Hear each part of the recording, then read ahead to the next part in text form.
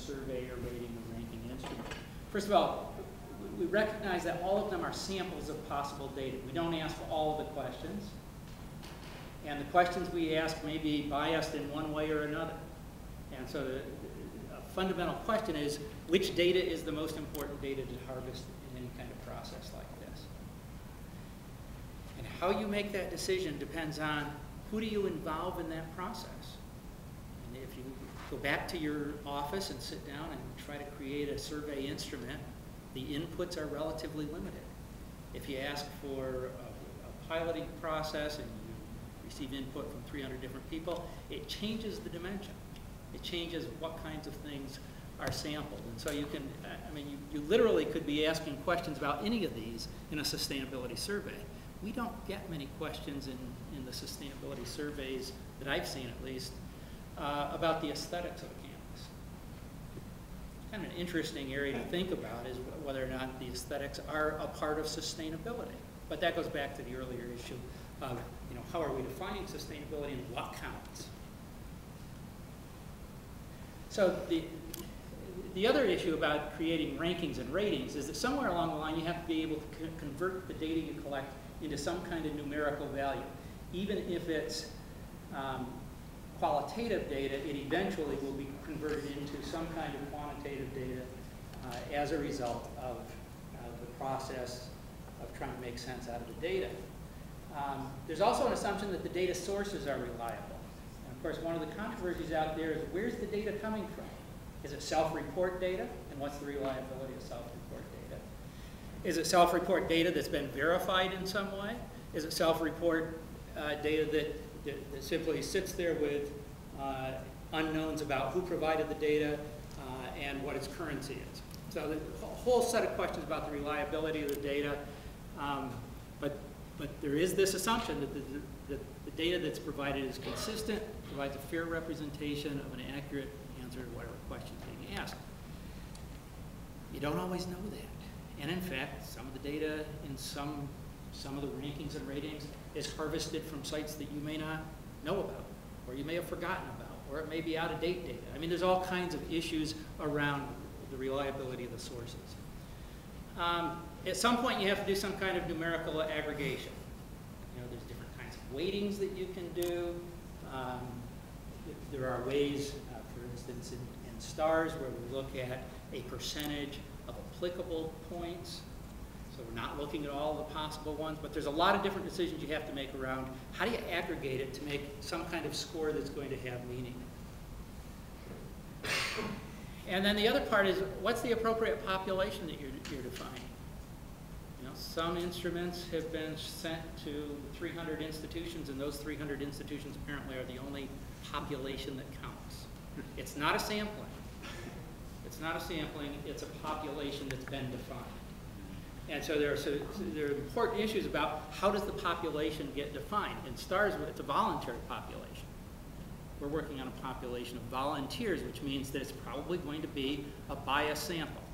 Get calls from the media all the time. Can you tell me what percentage of schools in the United States do X, Y, or Z? And it's everything from have sustainability degrees to have waterless urinals. I mean, it's the whole game.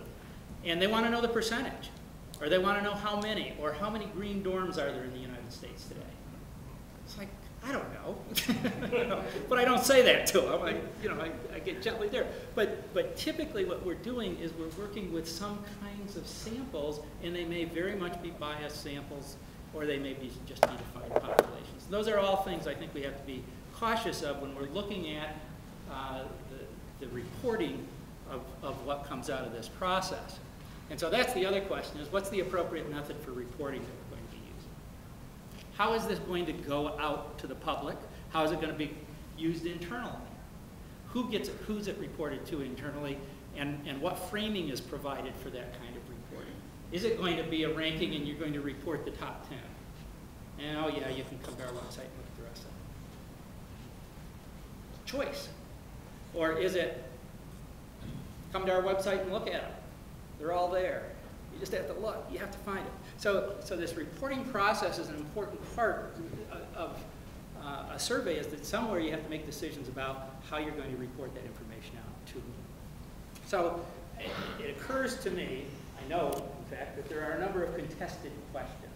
There are questions that I think within AASHE over the last 3 years, people have been wrestling with.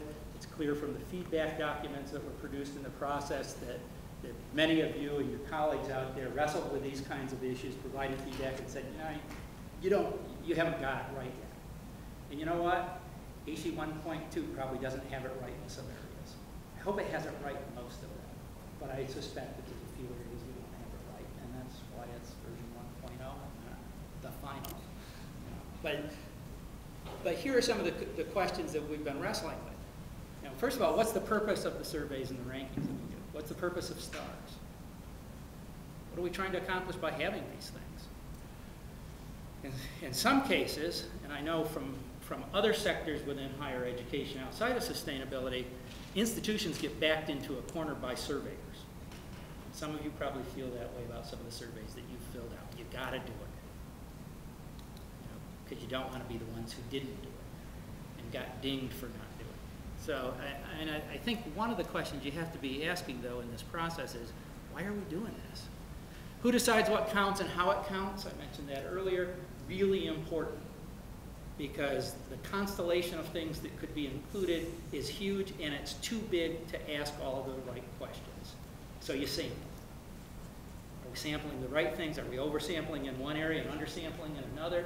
All of those are possibilities, and all of those are contested. There's no simple answer to that.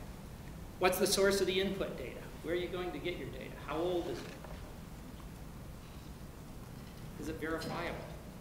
Should it be verified? How are the results, the scores, the rankings, the ratings, et cetera, generated from the data? So you gave all this input, you've got all this information, and it's there, and all of a sudden, boom, there's a number. Where'd it come from? How'd it get there? What's the translation? Who's got the spreadsheet or the formulae? I mean, those are all legitimate questions, and they're all contested. They're not things that simply, this is equal to this and this is equal to this. There's a lot of decision making in getting from all that information to a number. And then, what's it mean? I mean, really, what does it mean? Does it mean anything in terms of how well you've behaved, how poorly you've behaved, what you're doing right, what you're doing wrong? I mean, what's the meaning of that information? And then what are you going to do with the results? I mean, ideally, I believe, and this has always been the mantra from the accreditors to higher education, is that you do these things because it puts you on a path of continuous improvement. Guess what the first thing you do when you get your accreditation results is? A press release. That's not continuous improvement, that's notification. I mean, that's really what you're doing. And that goes back to then, how do you manipulate the purpose to serve other ends? And that's clearly going on in all of the sustainability work as well.